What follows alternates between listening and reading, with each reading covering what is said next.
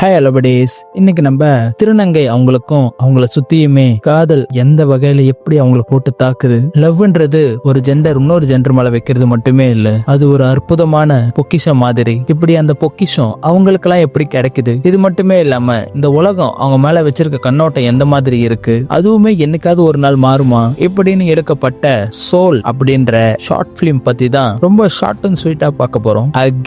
இந்த மாதிரி தரமான படத்தை சரியான நேரத்தில் எடுத்துன்னு வந்து சேர்க்கணும்னா சப்ஸ்கிரைப் பண்ண மறந்துடாதீங்க.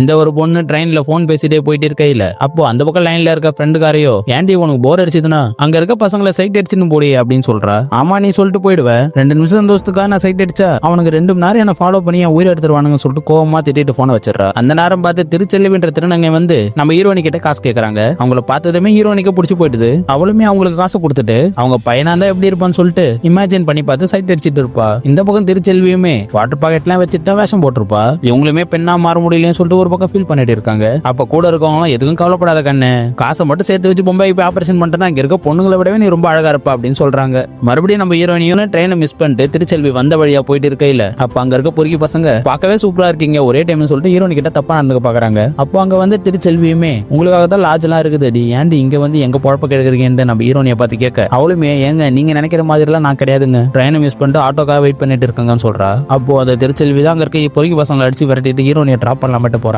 ஒன்னா நடந்து வரையில ஹீரோனி திருச்செல்வியை பார்த்து ஏங்க நீங்க இந்த வேலையை விட்டுட்டு வேற வேலைக்கு போலாமேங்க அப்படின்னு சொல்லி கேட்கறா. அதுக்கு திருச்செல்வியுமே என்னைக்கு நீங்களா எங்களை கீழே மேலேயும் பார்க்காம சாதாரணமா கிராஸ் பண்ணி போறீங்களோ அன்னைக்கு நான் வேலைக்கு போறேன்னு சொல்றா. சரி சரி அதெல்லாம் இருக்கட்டும், உன்னை டிராப் பண்ண 500 ரூபா கொடுத்துட்டு கிளம்புன்னு சொல்றா. அட இது என்னங்க நைட்டு கொள்ளையா இருக்குதுன்னு சொல்லிட்டு நம்ம ஹீரோனியுமே 500 ரூபா கொடுத்துட்டு பாய் சொல்லிட்டு உள்ள போயிடுறா. திருச்செல்வி மேல வந்த ஈர்ப்பால ஒரு ஆணி எதற்காக பொண்ணா மாறான்னு சொல்லிட்டு கூகுள்லாம் தேடி பாக்குறா நைட்டு ஃபுல்லா. இப்ப அடுத்த நாள் திருச்செல்வியும் கலெக்ஷனுக்காக ட்ரெயின்ல வந்துட்டு இருக்கையில ஹீரோனி அவங்களை கூட்டு உங்களுக்கு ஒரு நாளைக்கு எவ்வளவு கலெக்ஷன் ஆகும் அப்படின்னு சொல்லி கேட்கறா. ஒரு 500 ரூபாய் கிடைக்கும் கண்ணும் அப்படின்னு சொன்னதும் ஹீரோனி அந்த 500 ரூபாய் எடுத்து கொடுத்துட்டு நான் உங்க கூட இருக்கும் போது ரொம்ப சேஃபா ஃபீல் பண்றேன்னு சொல்றா. அட அதுக்காகலாம் என்னால ஒரு நாள் ஃபுல்லா கூட இருக்க முடியாதுமா, எனக்கு ட்ரெயின்ல மட்டும் தான் 500 ரூபாய் கலெக்ஷன் ஆகும், ஆனா நான் ஒரு நாள் ஃபுல்லா 5000 ரூபாய் சம்பாதிப்பா அப்படின்னு சொல்றா. சரின்னு ஹீரோனி அவங்க நம்பர் வாங்கிட்டு பாய் சொல்லிட்டு அனுப்பிச்சு விட்டுறா. அப்படியே நாளாக திருச்செல்வி மேல ஹீரோனிக்கும் காதல் வர ஆரம்பிக்குது. அவங்க கூட போன் பண்ணி மணிக்கணக்காகவும் பேச ஆரம்பிக்கிறா. அப்படியே தனியா இருக்கும் போதெல்லாம் திருச்செல்வி ஆனா இருந்தா எப்படி இருந்திருப்பாளோ அதே ஒரு இமேஜின் பண்ணி வரைய ஆரம்பிக்கிறா. ஹீரோனி எதாச்சியா ஒரு நாள் திருச்செல்வி ஒரு கடையாண்ட மீட் பண்ணி ஜூஸ் குடிச்சிட்டு இருக்கையில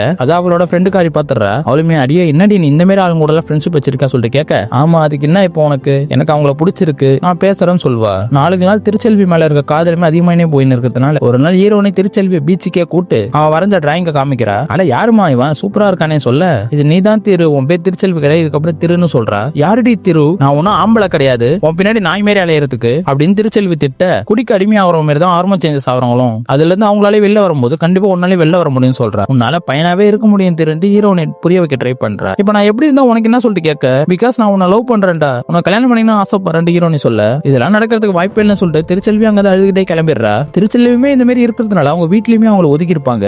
ஹீரோனி நீ ஒரு பையனா தான் மாறணும் சொல்லியிருப்பா. எந்த பக்கம் மாறுறதுன்னே தெரியாம திருச்செல்வி ஒரு பக்கம் தவிச்சிட்டு இருப்பா. ஒரு பக்கம் ஹீரோனியுமே நிறைய வாட்டி அவங்களுக்கு கால் பண்ணிட்டு இருப்பா. ஆனா போனுமே சுவிட்ச் ஆஃப் பண்ணி தான் வச்சிருக்காங்க. ட்ரெயின்லயுமே திருச்செல்வி டெய்லி வரதே கிடையாது. அப்படி இருக்க ஒரு நாள் ஹீரோனி அவங்க ஆளுகிட்டே போயிட்டு திருச்செல்வியை பத்தி கேட்டா அவள ஆபரேஷனுக்காக பாம்பே வரைக்கும் போயிருக்கா சொல்றாங்க. இதை கேட்டு மனசுரையும் போன ஹீரோனியுமே சூசைட் அட்டென்ட் பண்ணிடுறா. ஒருத்தவங்களுக்காக நம்ம உயிரை மாச்சிக்கிறது மிகப்பெரிய தப்புன்னு புரிஞ்சுக்கிட்டு ஹீரோயினுமே திருந்தி வாழ ஆரம்பிக்கிறா. எப்படியே 3 வருஷம் கழிச்சு ஹீரோனி திரும்ப ட்ரெயின்ல போயிட்டு இருக்கையில ஒரு திருநங்கை வந்து மூஞ்ச மறைச்சு ஹீரோனி கிட்ட காசு கேட்பாங்க. அவங்களை கூப்பிட்டு உட்கார வச்சு நீங்க உங்க முகத்தை காமிங்க கண்டிப்பா நான் காசு தரேன்னு சொல்றா. அப்படியே திருச்செல்வி பத்தியும் தன்னோட காதலை பத்தியும் அவங்க கிட்ட சொல்றாங்க.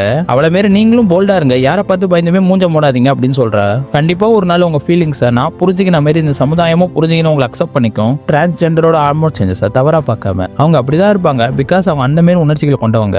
ஏன்னா இப்படி பிறந்தது அவங்க தப்பு இல்ல, இப்படி பிறந்த அவங்களை ஏத்துக்காம இருக்குது நம்ம தப்பு தான்ன்றது ஒரு நாள் நம்ம புரிஞ்சுப்போம் சொல்லிட்டு அந்த படத்தை முடிக்கிறாங்க.